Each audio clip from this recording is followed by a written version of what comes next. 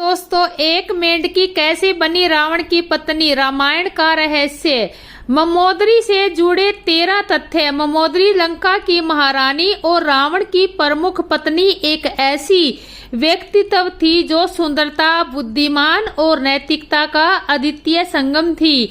मंदोदरी की जीवन यात्रा में कई ऐसे अनसुने रहस्य छिपे हैं जो उन्हें एक रहस्यमयी और प्रेरणादायक व्यक्तित्व बनाते हैं। उनकी कहानी केवल एक रानी की नहीं बल्कि एक ऐसी महिला की है जिसने अपने जीवन में कई अनकहे और अनसुने रहस्यों को समेट कर रखा। आइए विस्तार से जानते हैं मंदोदरी के जीवन से जुड़े 13 ऐसे तथ्य जिनके जान आप भी विस्मित हो जाएंगे।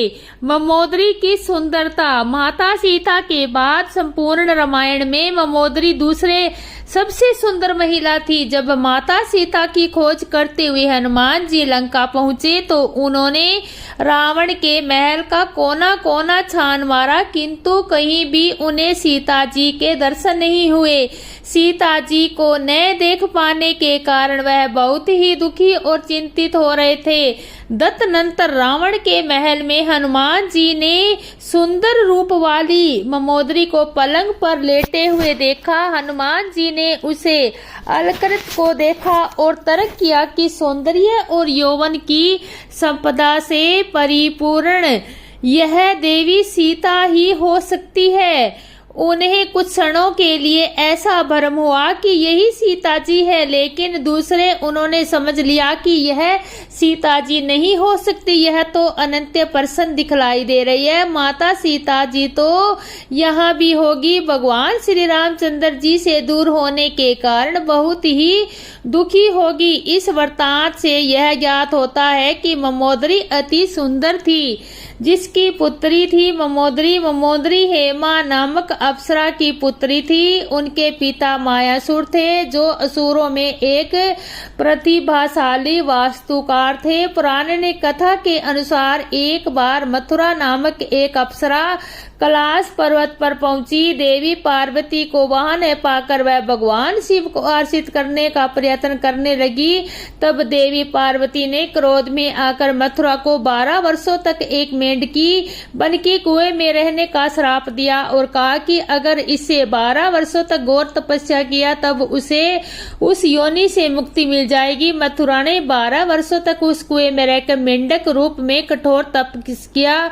उधर असुरों के राजा मायासुर और उनकी पत्नी हेमा के 2 पुत्र थे, लेकिन वह एक बेटी चाहते थे, इसलिए उन्होंने बेटी की प्राप्ति के लिए घोर तपस्या किया। जब वे दोनों कैलाश पर्वत पर तपस्या कर रहे थे तब इस बीच मथुरा की 12 साल की कठोर तपस्या भी समाप्त होने वाली थी। जैसे ही मथुरा की तपस्या पूर्ण हुई वह अपने मूल स्वरूप में आ गई और सहायता के लिए चिल्लाने लगी। मायासुर हेमा ने मथुरा की पुकार सुनी और तुरंत उसे कुएं से बाहर निकाल दिया। उसे देखकर दोनों के मन में स्वस्थ ही वास्तुकल्य जाग उठा और दोनों ने उसे अपनी पत्नी के रूप में स्वीकार किया और उसकी छरही काया के कारण उन्होंने उसका नाम मंदोदरी रखा। रावण की प्रमुख रानी मंदोदरी रावण की प्रमुख रानी थी। रावण की लगभग 1000 पत्नियां थी, लेकिन उनमें से किसी का भी रामायण में मंदोदरी की तरह प्रमुखता से और बार बार उल्लेख नहीं मिलता। रावण ने त्रिकुट पर्वत के ऊपर अपना भय विलास भवन बना रखा था, जहां रावण के साथ बैठने की अनुमति केवल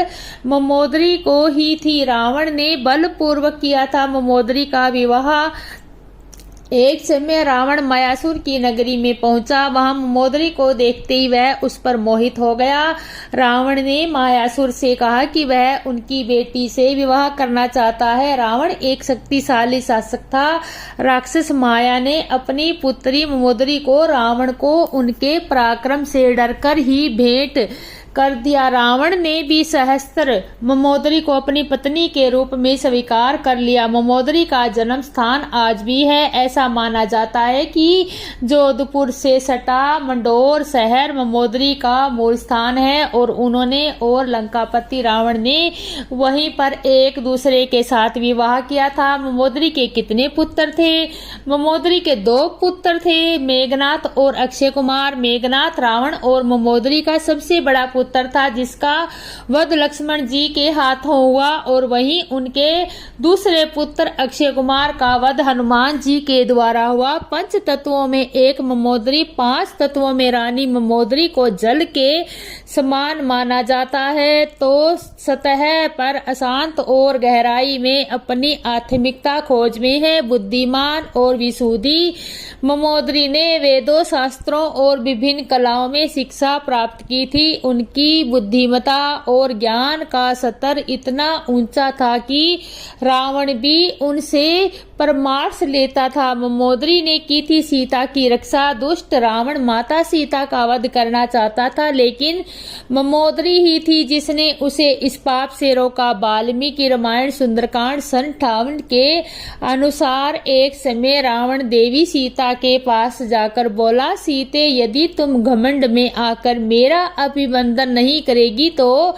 आज से 2 महीने के बाद मैं तेरा खून पी जाऊंगा। रावण की ये बातें सुनकर देवी सीता बोली, नीच निशाचर, तुम में क्या पराक्रम है? जब मेरे पति मेरे निकट नहीं है थे तब तू मुझे हरलाया। तू भगवान श्री राम की समानता नहीं कर सकता, तू तो उनके 10 होने के योग्य भी नहीं है। सीता जी की ऐसी कठोर बातें सुनकर रावण क्रोध से जल उठा और दाहिना मुक्का तानकर देवी सीता को मारने के लिए तैयार हो गए। यह देखकर ममोदरी रावण को ऐसा करने से रोका और साथ ही में रावण से कहा, राक्षस राज सीता से तुम्हें क्या काम है? आज मेरे साथ रमण करो।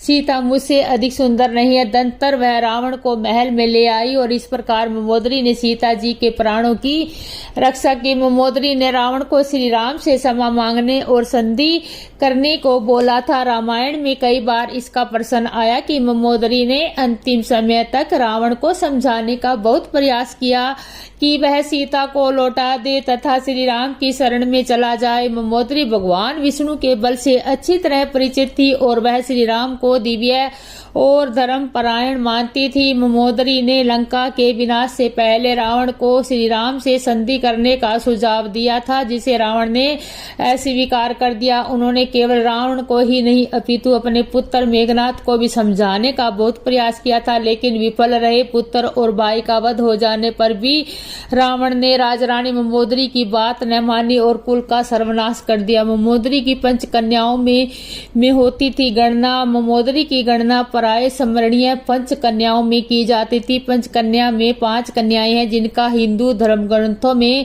वरिष्ठ स्थान है। पुराणों के अनुसार ये 5 कन्याएं विवाहित होते हुए भी पूजा के योग्य मानी गई है। इन 5 कन्याओं के नाम इस प्रकार है, अहिल्या, द्रौपदी, कुंती, तारा और ममोदरी। रावण की मृत्यु के बाद क्या हुआ?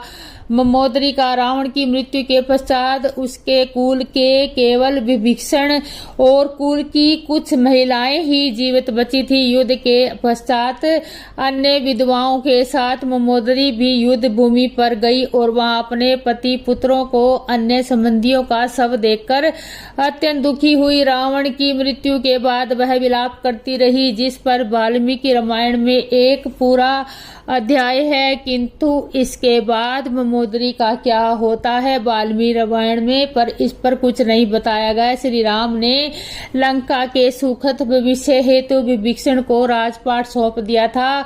ममोदरी और विभीषण के विवाह का सत्य वाल्मीकि रामायण और रामचरितमानस में ऐसा कहीं भी वर्णित नहीं है कि रावण वध के उपरांत ममोदरी का विवाह विभीषण से हुआ था। हाँ, अद्भुत रामायण के अनुसार विभीषण के राज्याभिषेक के बाद प्रभु श्री राम ने बहुत ही विनम्रता से ममोदरी के समक्ष विभीषण से विवाह करने का प्रस्ताव रखा था। उस समय ममोदरी ने इस प्रस्ताव को कोई उत्तर नहीं दिया। ऐसी पतिव्रता पति का अन्य पुरुष के साथ विवाह करना मात्र एक किंवदंती ही प्रतीत होता है। जय सिया राम।